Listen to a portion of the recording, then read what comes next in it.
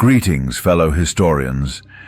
Welcome to the Forbidden Codex of History, where we delve into the hidden, obscure, and unresolved mysteries of the past, exploring forgotten civilizations, enigmatic artifacts, unsolved historical events, and so much more.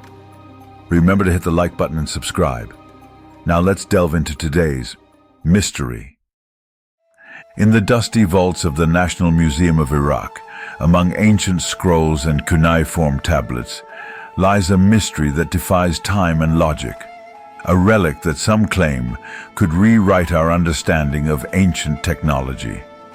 These objects are known as the Baghdad batteries, a trio of ceramic jars dated to nearly 2,000 years ago. But here's the enigma. They appear to function as primitive electric cells.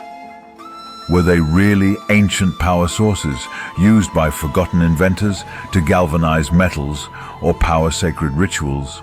Or are they simply misunderstood artifacts, jars for storing scrolls or religious relics?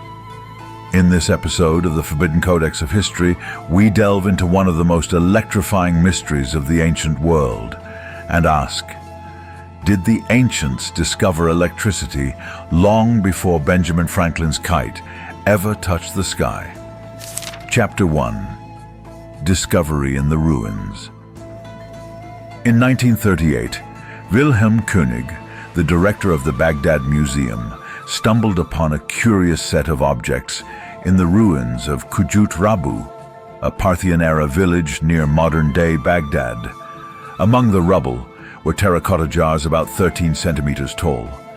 Each had a copper cylinder fitted inside, sealed with asphalt, and containing an iron rod that showed signs of corrosion. König made a bold hypothesis. These jars were galvanic cells, early batteries. He speculated they might have been used for electroplating, coating objects with gold or silver using electrical current. The ancient world, it seemed, may have known more about electricity than we ever imagined. Later analysis showed that if filled with an acidic liquid, like vinegar or lemon juice, the setup could indeed generate between 0.5 to 1.5 volts of electricity. That's not much, but it's enough to cause chemical reactions, enough perhaps to shock the foundations of historical understanding. Chapter 2. Science or sensationalism. Over the decades, many scientists and engineers have recreated the Baghdad battery with remarkable results. When filled with grape juice, vinegar, or even fermented wine, the ceramic vessels can produce a measurable electric charge. In 1978, German Egyptologist Arne Eggebrecht demonstrated a working replica capable of electroplating a thin layer of gold onto a silver surface. The result was astounding. It lent credibility to the idea that the ancients may have had practical uses for electrochemical energy.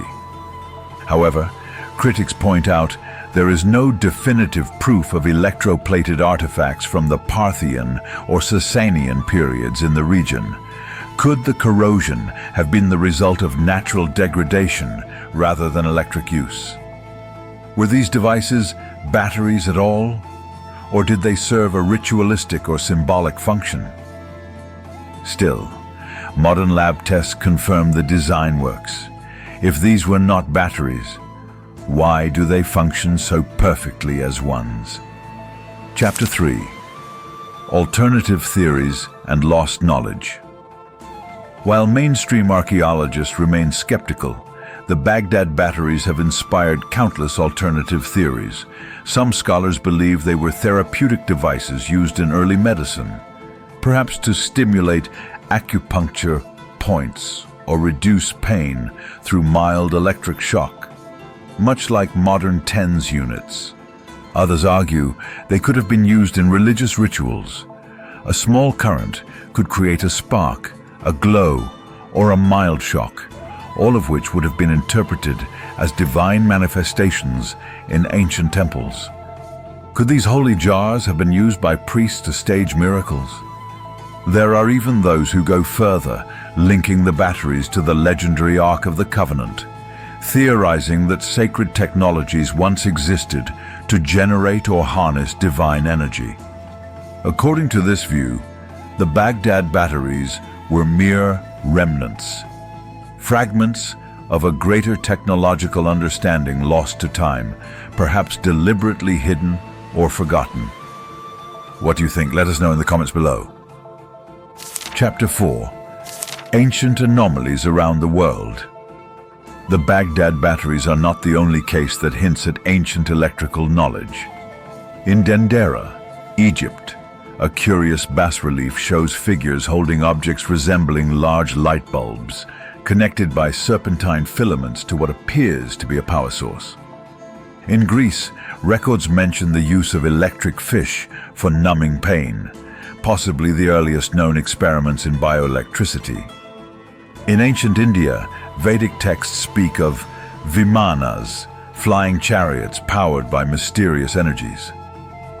And in the Nazca lines of Peru, magnetic anomalies have been detected beneath some of the geoglyphs, leading some to suspect geoelectrical manipulation. Are these coincidences, or part of a global pattern of lost scientific knowledge?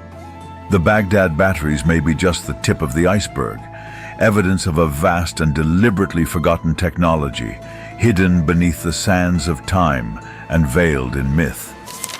Chapter 5. Modern Controversy and the War on History. Unfortunately, the story of the Baghdad batteries took a tragic turn during the Iraq War in 2003. The Baghdad Museum was looted, and the original artifacts were lost, alongside thousands of other priceless relics. Only photographs, drawings, and replicas remain. This loss sparked outrage and despair among archaeologists worldwide. But some believe this was more than just collateral damage. It was a targeted attempt to erase evidence of ancient technologies to prevent the public from discovering a hidden chapter in human history. Could the Baghdad batteries have been part of a broader pattern of suppressed knowledge, objects that challenge our linear timeline of progress? If so, what else has been buried, hidden, or destroyed? Chapter 6. The scientific verdict versus the forbidden theory. From a scientific standpoint, the consensus remains split. While the design does produce electricity, mainstream experts emphasize that no textual evidence or clear historical context supports the use of these artifacts as functional batteries. Yet the absence of proof is not proof of absence. Supporters of the forbidden theory suggest we suffer from temporal arrogance, a belief that ancient people were incapable of complex scientific thought. But time and again, archaeology proves otherwise. Could the Baghdad batteries represent a forgotten branch of early electrochemistry? Or were they never meant to be understood by modern minds at all? Conclusion: the Baghdad batteries may forever remain an enigma, caught between science and speculation, history and heresy.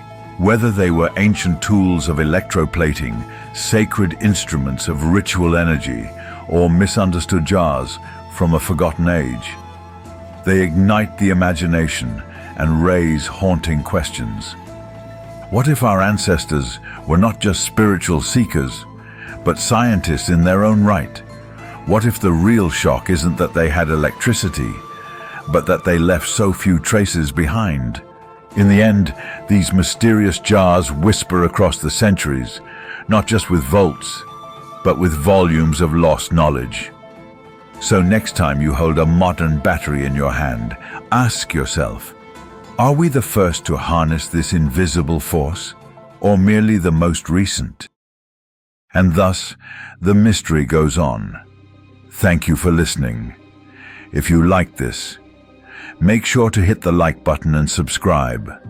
Don't forget to watch that recommended video for you for more mysteries to uncover. We shall see you in our next session of The Forbidden Codex of History.